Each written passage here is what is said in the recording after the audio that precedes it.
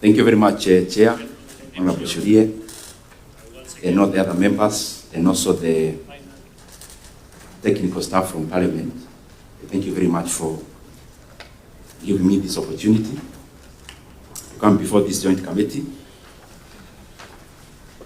And I am glad that I wrote to Parliament to appear here, not just as a member of Parliament, but also as a person who's been in the capital markets for a long time, because I started the issues about buying and selling of shares when I was in first year in campus. And therefore, in that capacity, I thought there is something I can render to my country insofar as this ongoing divestiture is ongoing, and especially for Kenya to get the right value for this transaction. From the onset, Chair, because I am, as you guided, I'm getting direct into the issues. For the record, Chair, my leaning economically is, I would say, center-right. And therefore, I am a proponent of privatization. When the government cedes as much as possible to the private sector, I am a proponent of a private sector-driven economy, so to say. But I am even more a proponent of the country, and especially our country, Kenya, getting the correct value for its assets. And the reason I'm here is basically for Kenya to get the right value of its assets. Honorable Chair, I have distributed some of the part of the memoranda, but you allow me not to follow each point so that we also have time to interact with members in terms of questions. I framed my memorandum not in terms of only giving solutions, but also asking questions. Because I believe it is the mandate of all of us, including this joint committee, as the representatives of the people, of all the people who appeared before you, Chair. Only the members here are elected directly by the people of Kenya. And therefore, we must reason like the people of Kenya. Because I believe a representative, you are not elected to leap forward. You are elected to represent. And representing, you only represent the people who are like you. So our reasoning must always correspond to the reasoning of the people of Kenya in such a matter as this.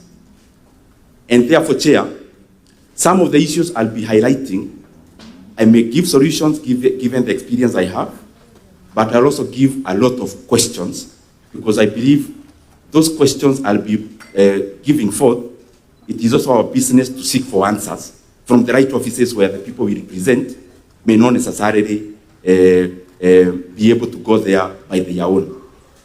Starting off, and I hope I'm clear on that, some will be questions, because I need answers also as a Kenyan, as a member of Parliament, but also as a practitioner in the capital markets.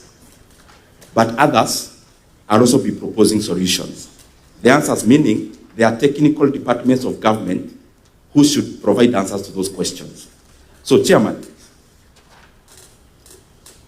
my first issue, and I'm doing this in good faith just for a start.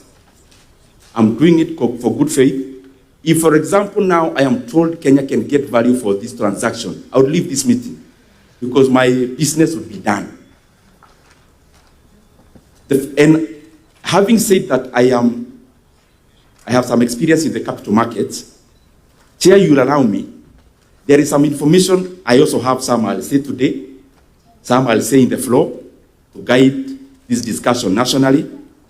And there are some information I'll just highlight for you to also dig further, because I know, and I would not want to bring emotional suggestions. I'll say things that I know for sure. I have a backup of evidence. Number one, Chairman, this transaction that you're having is the largest in terms of quantum since our independence. Kenya has never had a divestiture of this nature in terms of quantum. It is the first time. And therefore, it should be important that we make this debate as robust as possible. Before the National Treasury even brought the sessional paper, I would want to know, Chair, and it's not you to answer, I'm just asking so that the committee can continue also interrogating it, whether there was public participation done at the level of the National Treasury, and especially given the importance of this transaction.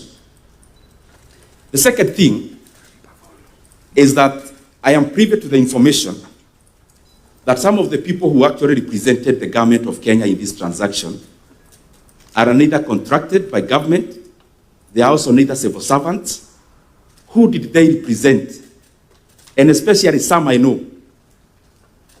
And when the right time comes, I will give names so that we move forward together as a country in this matter. How can we have in a transaction a person meeting our buyers informally, and the same people also do business with the buyers? And as I say so, Chairman, I know exactly what I'm saying. Even the people who I am referring to, they know. So I'd want to get a list from the time this transaction started, the inception, which is the committee that has been handling this transaction on the side of government. Who are these individuals? So that we run away from this blanket issue of saying government, yet the people we are calling government are actually not government.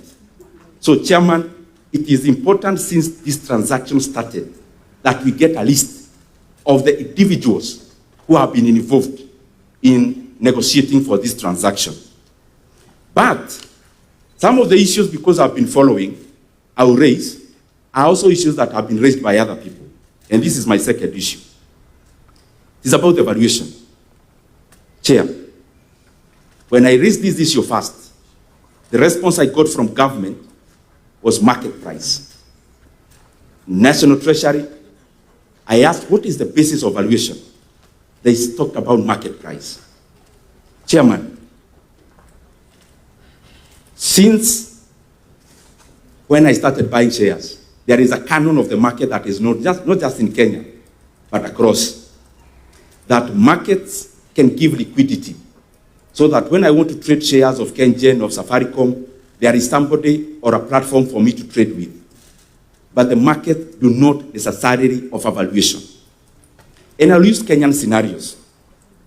Chairman, if, for example, you look at today, in the stock market today, because it's online, you realize that a company, for example, Kenya Power, trading at today's price, the market valuation of Kenya Power is around 30 billion shillings today, actually 29 billion shillings. This is a company with assets of over 400 billion shillings. A company making 24 billion in net profits. Chairman, I invite this committee to check if properly we are looking for the welfare of Kenyans. Could we sell Kenya Power even at double price of 60 billion? If somebody offered the government of Kenya today to buy Kenya Power for 60 billion shillings, double the current price, would the government sell? I think the answer is no. The same company, the valuation was 4 billion shillings, 15 months from today backwards. Nothing fundamentally has changed, but the valuation of Kenya Power has more than times 7. There's nothing that has fundamentally changed.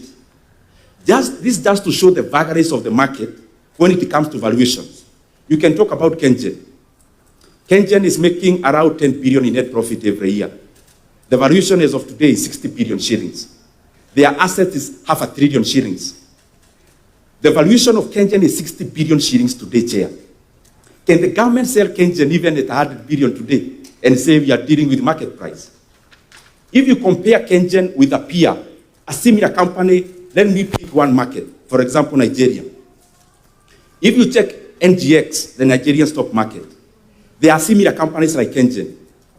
One is called Transcorp Power. There is another one called Geregu Power.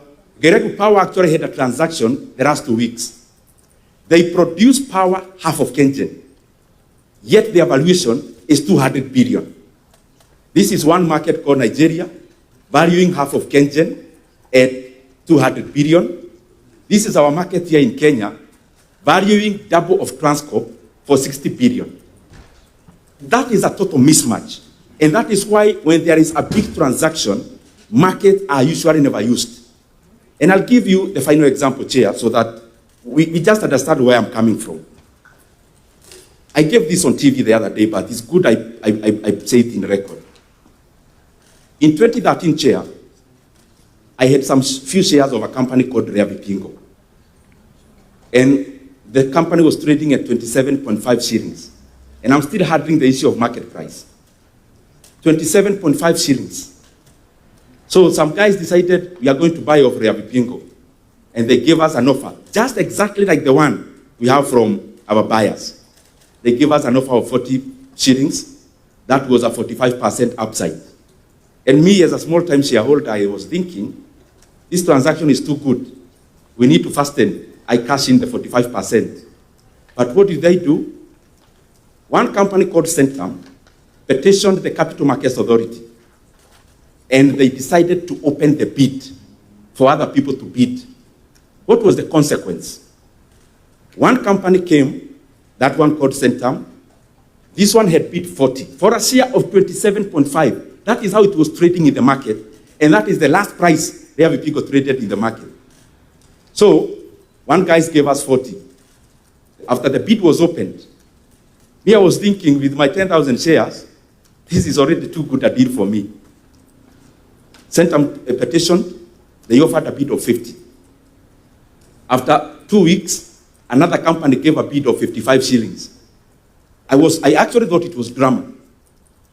Later on, the same company that was to buy it at 40, called Rare Trading, gave the final bid after negotiations with the other bidders of 70 shillings upfront cash, and they were to divest from land which they have. You know Rea Vipingo, the area around Vipingo, that's the land I'm talking about. These are not stories. They gave us a condition, after divesting from the land, we were to get an extra 15 bob. But because they wanted to exit very quickly, they actually told us, you not wait for the land to be divested. You guys, we are going to pay you 85 shillings now. A share of 27.5 shillings, Chair.